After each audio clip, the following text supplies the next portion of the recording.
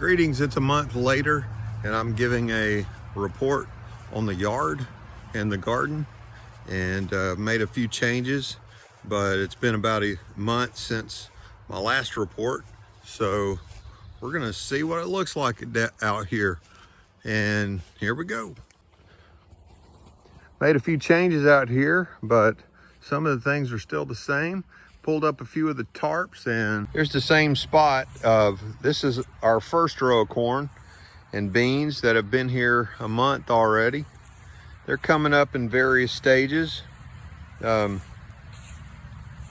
beans are doing better, and I have learned with the Three Sisters to do the corn first and let it come up first. And some of these beans are coming up, and this one right here kind of got tossed out, and I have replaced the tarps and moved it from here and here, moved this one back to here, moved this one back to where I'm standing, and I put a permanent cardboard down. And so this is a second set of sweet corn, and I am going to let it come up first. Right here, I've got a row here and here, so I got 4 rows in all. Also experimenting with pine chips instead of any kind of other organic matter, because you know, I hadn't I hadn't looked it up, but we had a whole bag here of pine chips, and I was wanting to put some in. So and I've done a second experiment over here. The first experiment was just put the seeds down and then put the mulch down, and then over here I put the seeds down, and I also watered it with Farmer's Best that I found here on the property, and it's like straight 15s, and I laid it down on top of the seeds as I planted them. So we'll see how that goes. We'll start with some successes. We've got some tomatoes and peppers. These are the little snackers, and we've already ate some of them, and look how high that thing's going. Must be indeterminate because it keeps on growing. And these are the big boys, and there's only 2. So we'll see how those go. It looks like our blossoms are kind of dying on these, but it's still looking fuzzy, so we're going to see how that one goes. It looks like we're going to get some more peppers out here.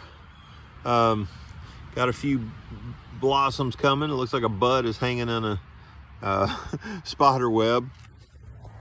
Today I pulled up the onions that were blooming out and cut off the tops, and gonna wait for those to dry out to seed them. Here in the bed, I churned it up a little bit and laid down some organic material on top of it. I don't think the carrots are doing so good.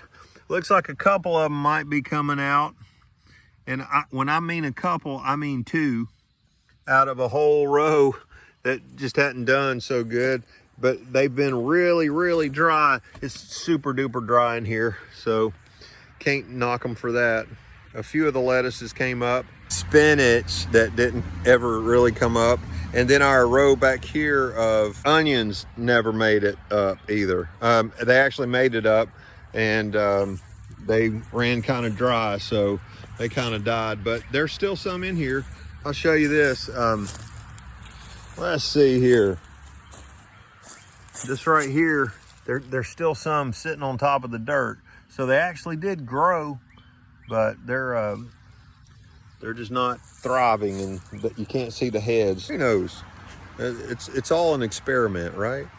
This tomato down today, and it is supposed to be hardy. You know, bought it at Walmart. It's supposed to be hardy for the heat.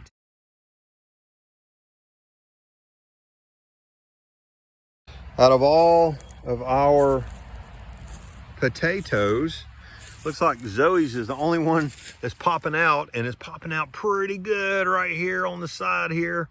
And so it's already planting up, and we might have gotten them down a little too late, but hey, It's never too late, is it?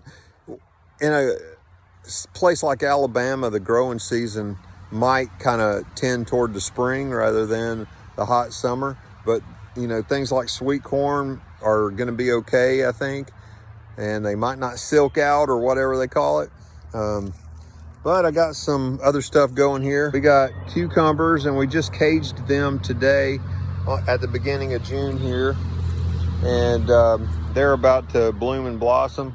And then the squash over here, Alicia's doing an experiment to cage squash and see what happens with that. And so these things are getting ready to explode too. There's a lot of blossoms happening. Never a good idea to compare, but you know, our friends the Bowens have a garden, and man, their bushes for their squash are so huge. So it's kind of funny to see our tiny little guys. At Bella's request, I got a few small pumpkins, and we put these down this morning, first part of June. Also, here beside the melon patch, we laid down some, it was one of those real cheap boxes of, see this little silvery stuff? Had some seeds mixed in it too for marigolds, so we're going to put those on the side of this little melon patch and see how they go.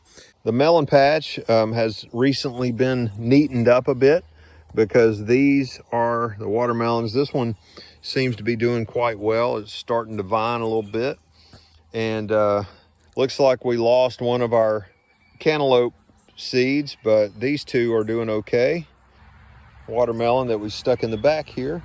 With pumpkins, I had a couple extra seeds, so I kind of did a off garden experiment, thinking that maybe if we stay here long enough to get the fence up, we can check them out and see how they do compared to the garden ones. I did it on the outside here, one right beside the fence and one right inside of this little heap, and this is like an ash heap. We poured some ashes from the fireplace, and this is just like it used to be a bed of something, but so hard to tell in somebody else's garden that you don't have a plan for. But I have discovered that there were rows up here, tarps out. The rows actually dipped down a little bit and held water really good. So these hills right here of our pumpkins are kind of in the same line, and you can kind of see how the rows kind of like formed right there. But said, you know, not having seen it in action, it's kind of hard to tell. Trying to put down some cardboard to control the weeds a little bit inside of our other watermelon patch, and these things just hadn't taken off because these are the ones that are mostly in the shade during the day, because this is it's like just before noon's late morning, and that's where they get their sunshine from. So, and that's actually a cucumber transplant, because the two of the 4 hills in this shady side watermelon patch just didn't do. They kind of died out. So I took one of the thinnings of the cucumber patch and stuck it over here in one of the hills, and just to see how they do as well. Looks like these little cucumbers are also starting to bloom and blossom. They're one of the ones in the cage, and it looks like there's going to be two little competing guys going against the same juices and everything. Now let me take you around the rest of the place and see what we got going on here. First part of June, everything's flowered out, and you know, a few things have already gone the way of the world, and it has been mowed here this year, but a lot of our big old weedy looking flowers have gone, but that big old fig tree is doing quite well, you know, the one behind the pine tree. And it looks like there's gonna be a lot of figs this year. They are piled up on the leaves, and it's just doing so good everywhere. So once we get to what, about July, these things will be all over the place.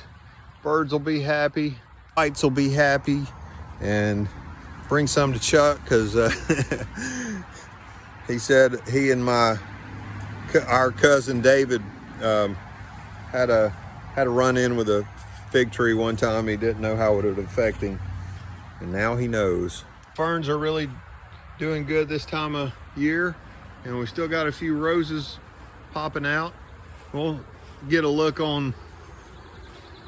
There's always been something blooming in this yard. The gardenias smell great and look great this time of year, and we still got pomegranates coming through. They're starting to bulb up a bit, and this tree absolutely had zero pruning or anything this year, but it is bearing fruit, man. Look at that. Pomegranates. Now, I don't know if this is called a wild pomegranate tree, but when we harvested some of it, nobody else had harvested any of it, but we took a go at it, and it just it didn't taste that good. And it wasn't real juicy. And of course, behind me is the oleander, really pretty. This little garden area was just exploded, but now it just looks like it's covered in weeds, because factually it is covered in weeds. But they were pretty weeds, buddy, and they have kind of gone out already. Some of my house plants that I had down in Anchorage are up in Anchorage. The jade plant's just exploding. It's got all kinds of life in it. This spider plant needs a little bit of, it needs to be potted again. This one right here, he got a little shoot going out. He's doing good. Got several shoots going out. Look at that. They're curling around. They're gonna try to find purchase. And houseplant wise, I read up on a couple of the types that I have, the aloe and the Christmas cactus and the African violet, and it said that they don't like being outside, so I brought them back in. They're doing great. The aloe plant's growing again. So is the Christmas cactus, and it looks like the African violet needs to be potted again. And these are our sweet potatoes. We're preparing them for slips. For doing our researches, you know, we talked to Doug yesterday, and he talked about the importance of slips. We've seen some YouTube videos on making them, and so we just put these down a couple of days ago, so they're wet and getting ready to blossom out. And I do have a light that is not on now, and I'm kind of embarrassed on the camera that it's about 5 hours off because of a power outage that we had the other day. So I'm gonna turn that thing right and get it going again. Old-fashioned timer. Yes, indeed. Watch this. Where'd that thing go?